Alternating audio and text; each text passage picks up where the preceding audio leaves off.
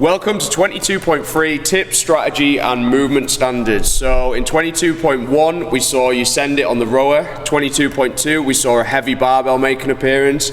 This week it's all about our gymnastic ninjas. We want to test you across a variety of gymnastic movements. You might recognize 22.3 because it is a repeat of 20.3, the last qualifier we did before COVID. The difference this time is it won't be scored in 3 parts, it'll be 1 total score. So you will add up all the reps completed, we'll send you a scorecard with how to do that, and it'll be for total reps across all 3 AMRAPs. So whether you're doing scaled or RX, teens, masters, vets, whatever it is, you'll be doing 3 4-minute AMRAPs. We're going to start off talking about the RX AMRAPs. So basically we're going to kick things off with AMRAP 1. You've got 4 minutes of a 200-foot shuttle run into 15 pull-ups.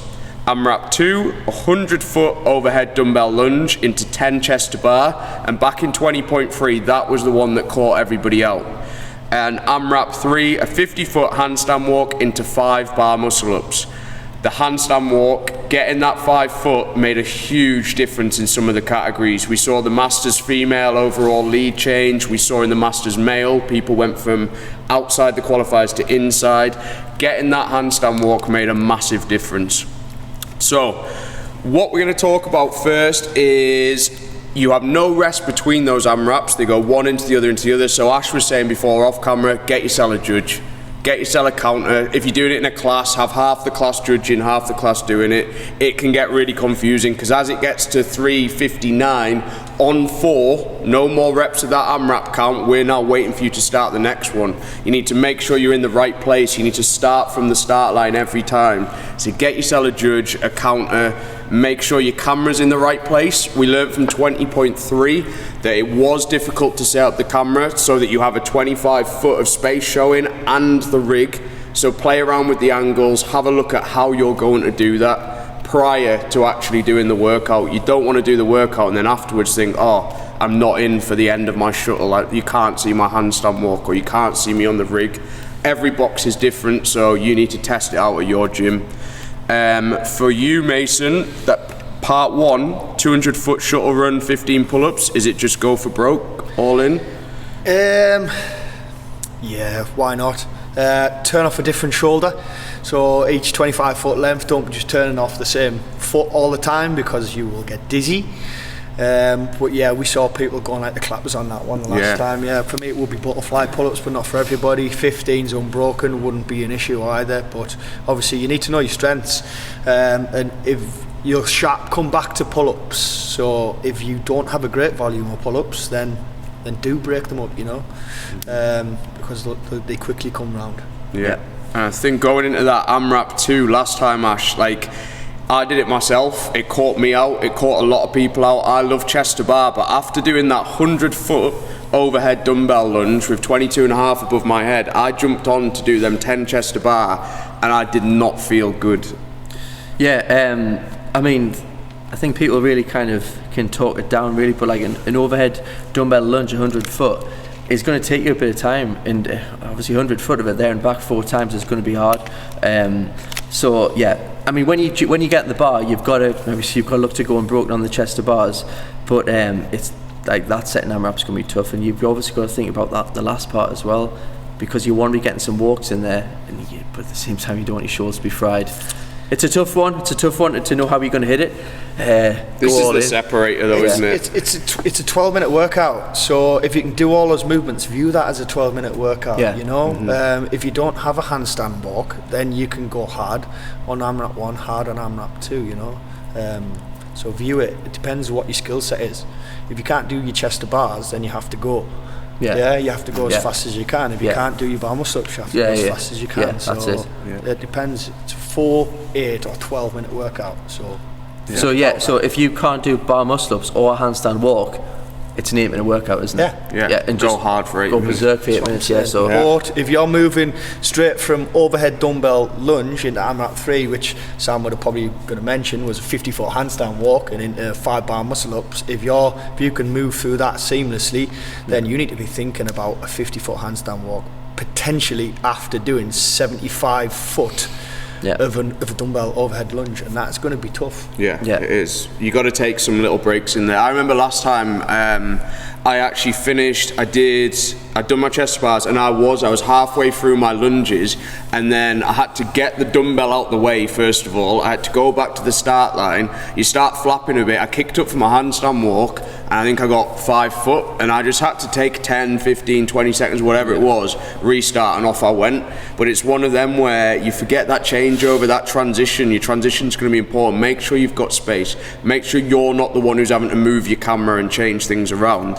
But it's there to break up the field. If this is where we're going to find out who our RX athletes are and who our intermediate athletes are. This is the separator, and it proved to be that last time. If we talk a little bit about the scaled, straight away, scaled athletes last time went, there's 5 pull-ups. There is 5 pull-ups, yeah, in AMRAP 3.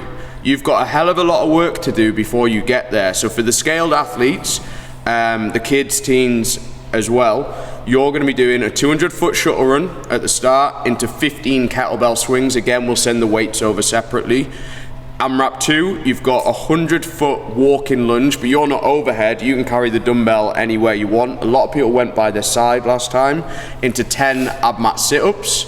Then you've got AMRAP 3, which is a 50-foot overhead walk with both hands we've got on the dumbbell this time, and 5 pull-ups. So you've got a lot of work to do before you even think about them pull-ups. And some of you are going to get pull-ups. Some of you scaled athletes will be capable of pull-ups. Some of you won't. This is what's going to separate you a little bit. In the same way we had some people with heavy squat cleans last week, we'll have some people who are good at pull-ups this week. It's just what happens.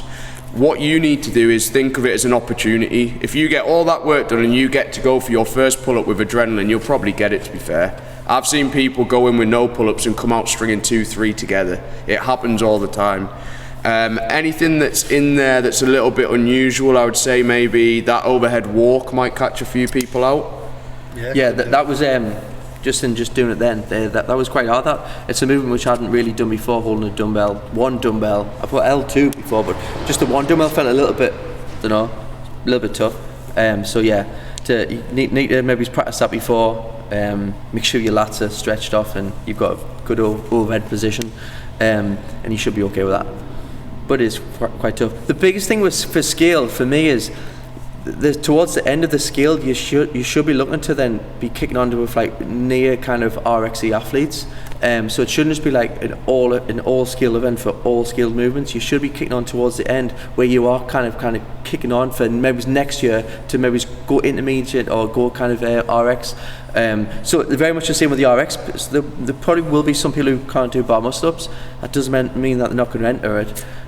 So same with the pull-ups. Push yourself, see if you can get a kip and pull up. Might be your first one. You might hit 5.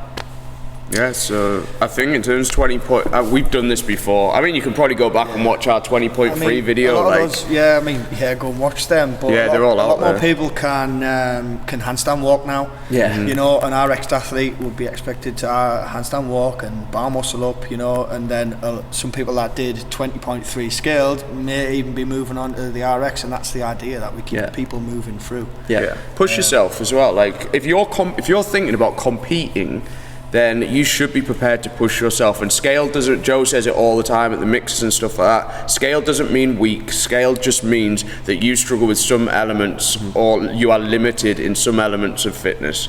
It doesn't mean that you can't. We might see people in the scale butterfly pull-ups. Yeah. It's probably going to happen. But they may struggle somewhere else. They may be really weak on the lifts. People have strengths and weaknesses. It's something that's going to come up. It comes up every time. But we encourage people, okay, you've had your time in scaled now.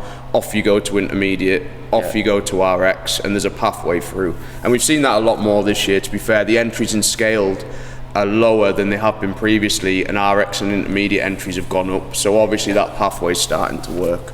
But good luck with the qualifier. I think it's a fun one for me. This is probably the one I'd look forward to doing myself. It's a lot of movement around the gym and all that. A lot of logistics. A lot of people like moving around and doing lots of different movements. So you got 6 different things across there, only short, so little couplets. Most important thing though is having another person with you, because it can get confusing. As Sam mentioned there, as soon as you finish that 4th minute, going from the pull-ups into then straight away looking for that dumbbell to pick it up and then go. Same with the chest to bars, right? And we stop down and go straight into handstand walks. Just having someone just to shout and say, right, you're now hitting this now, can really help. So yeah, definitely have someone with you. Make sure you're accountable in terms of them reps. Good clean reps, please. Get after it. After what? Just it. What's it? It, the prize. I don't know.